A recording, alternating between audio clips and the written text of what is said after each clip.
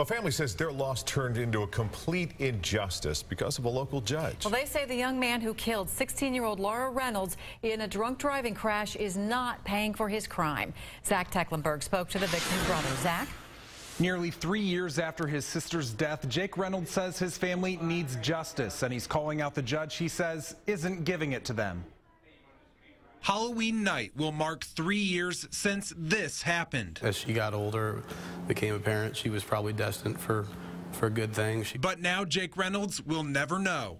October 31st, 2009, the night his sister Laura Reynolds was killed in a head-on crash on 24 Highway in Independence. The person in the other car, 19-year-old Kenneth Blake II, was drunk, more than twice the legal limit to drive. Blake has been in jail ever since, but on November 1st, 2013, he'll go free.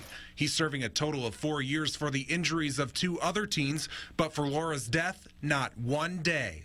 Blake pleaded guilty to involuntary manslaughter, but his sentence was suspended. And we thought that was just a slap in the face and unreasonable. Jake Reynolds wants to know why, and his question is going to Judge Charles Atwell. He had a choice when he sentenced Blake for killing my sister of 0 to 15 years. And he would have had to serve 85% of that period, and he chose 0. Reynolds has taken his frustration online, creating CompleteInjustice.com. It contains an open letter directed to Judge Atwell. After the decision he made, there was no rebuttal. Reynolds says it's unlikely the site will change anything, but he says it's something he has to do. So all I have left is the fact that I don't ever want to be able to say I didn't do everything I could have. Fighting for his little sister, whose life ended too soon.